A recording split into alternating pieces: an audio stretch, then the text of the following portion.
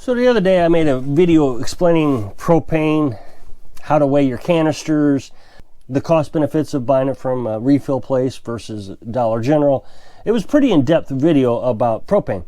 And a lot of people, I think, got a lot of useful information out of it. But there's always those handful of people that think they got a better idea.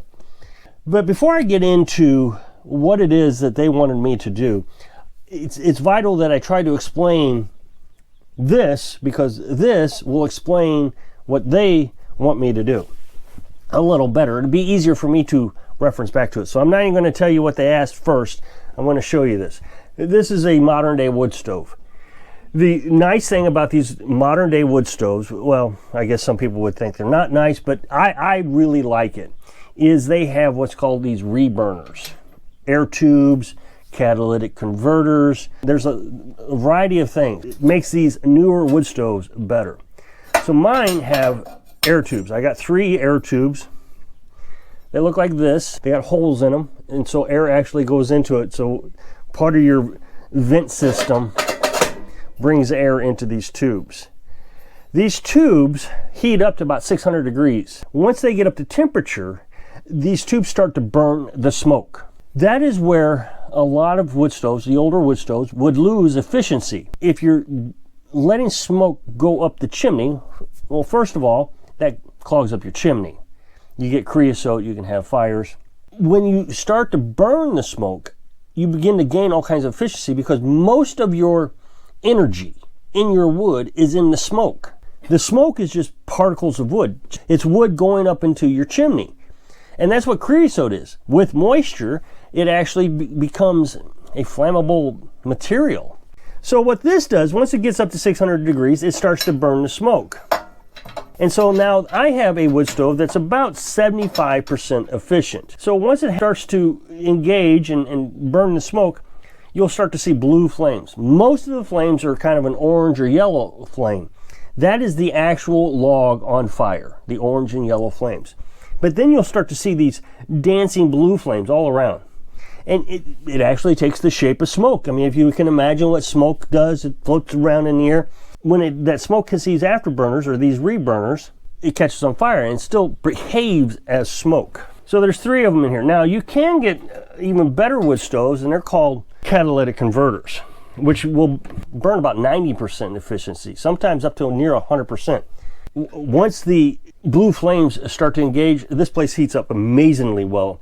That is what we are doing, is we're burning the smoke. Now, that means that there is very little smoke going out the chimney, which is important to the conversation I'm going to have to answer this guy's question. So the only thing you got is hot gases going out the chimney, carbon dioxide, carbon monoxide, all those methanes and all that might be going up into the chimney.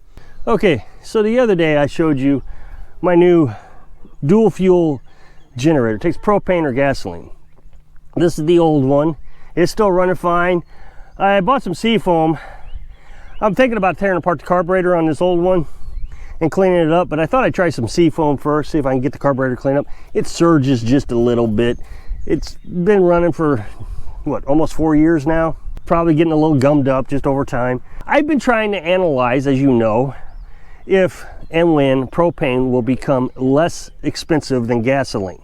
So I've been doing all kinds of analysis, and I think if around $4.50, propane will become cheaper than gasoline, at which time I'll switch over to this. But in the meantime, I'm going to run gas on this old generator until propane becomes cheaper, or until that one just completely dies on me. So this new one is just a backup. That's all it is. I don't really want to run it until I absolutely have to. But I don't run these generators very much anyways, especially in the summer. In the summer, I run, I don't know, maybe once a week, 2 times a week, maybe, and just for a few hours. During the winter is when most of the runtime comes into play, because the cold temperatures sap the batteries quite a bit. The sunlight isn't up as long. Just lots of different things that contribute to having to run the generator. More cloudy days in the winter. And I intend to try to solve some of these issues with more batteries, and so it's not like I'm just ignoring that I have generators running all the time. I do want to try to limit the use on generators. And then another time that I run generator is when I'm filling my water tank for my well. I run the generator pretty much exclusively for that. I can run it off solar panels, but it becomes a lot more difficult. Like on a cloudier day like today, where the sun's kind of in and out, I wouldn't be able to fill the water tank. So I'd have to wait for a really sunny day to do it. But it can be done. Somebody said, why don't you build a gasifier, wood burning gasifier? And then you wouldn't have to worry about propane or gasoline. What is a gasifier? I've looked at these for a long time. A gasifier has basically got a heat box, a fire box, much like the wood stove. And it produces smoke. You can use the smoke that comes out to run your generator. Well, the way that works is you disconnect the carburetor from your generator. You hook up a pipe to the carburetor area, and then you run the smoke from your firebox into the generator. You can do it on old cars too, before the fuel injectors were invented. If you find an old carburetor car, you can do it in. You can use a wood gasifier for that. Lawnmowers, anything's got a carburetor. Remove that carburetor, and so you're basically putting smoke right into the cylinder, and the spark plug is igniting that smoke. And I've seen a lot of YouTube videos on it. I watched a TV show on the History Channel, I think, or Discovery Channel years ago. You know, they used to have those I Survive or I Can't Survive shows, and somebody made a gasifier pickup truck. And in theory, I think it's a good idea. But there's a lot of things that I just am not a big fan of. One, it's going to use all my firewood. If you think about it, I run the generator for an hour. So I load up this gasifier with wood, I light it up, takes a half hour to get it to light up. Once you get it light up, then you can start the generator.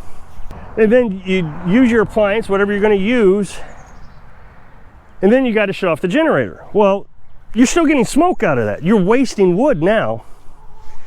Wood, everybody says wood's free. Wood's not free. I put a lot of work into wood. My time has value. So I would rather use my wood in the wood stove. I even try not to waste wood when I'm using it in the wood stove. On a mild day where it's like, 40 degrees, I try not to light the wood stove because we end up opening the windows and all that heat's going out the window then. That's a waste of firewood to me. And I've got my retirement plan on firewood. I really do think that firewood would last me most of my life. So that's an investment. So just to throw it away into a gasifier, I'm just not sure I want to do it. So somebody suggested, why not hook this up to your chimney? As I've already showed you, a gasifier works just like the chimney. The smoke catches fire. So the chimney is not giving any smoke out because I have a gasifier inside my wood stove. It's the same principle. So in order for that to work, I would have to remove the gasifier, the tubes, the air tubes, out of my wood stove so I can have smoke coming out of the chimney. Well, now I've just lost efficiency in the wood stove. Sacrificing one thing for another. And then I come down here, I hook it all up, I figure out this huge contraption from the chimney all the way down to my generator. I put the generator on the roof. I don't know what I'm supposed to do. So then I start the generator for a little bit. Well, I still got all that smoke coming out. So it's just a waste. Everything about this idea is a waste of firewood. If you think that firewood is not free, like I think, the wood has to be dry, really dry, in order for the gasifier to work, because you don't want to put water into your generator, it just sees it up. I have a hard enough time keeping wood dry. It's got to dry for a year. That green wood. So you see me all the time testing my firewood.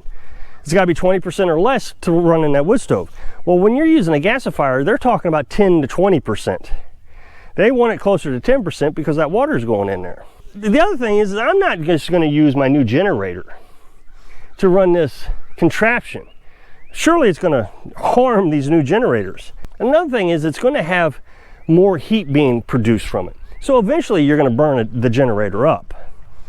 Which brings me to the next thing people like to suggest is, well, what are you going to do if something bad happens? Can't buy gasoline more, can't buy propane, can't buy food. The world has went to, what?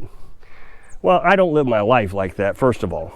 But if something does like that happen, I probably would just eliminate how much electric I'm using. The refrigerator is what takes the most electric. So we would just eat all the food out of the refrigerator first before we got into our canned food, and just turn the refrigerator off. We'd never use it again. That would save us a ton of electric. And then the only thing I worry about is the well. Well, the well's no big deal. If I got tons of electric on standby, I can run the well off solar then. Pretty much eliminating the need for the generator. The generator is just a nice convenience for us. Now, if you do decide, okay, yeah, I'd like to have a gasifier generator, wood gasifier generator in case bad times happen, well, then you're going to need a stockpile of generators because they're all going to burn up on you. And you got to have plenty of oil. Remember, you got to keep the oil going in it also.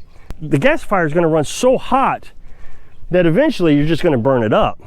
You might get 500 hours out of it, 400 hours, but remember, it's already old unless you're going to use a brand new one. But I can't imagine spending $500 to $1,000 on a new generator just so you can burn it up.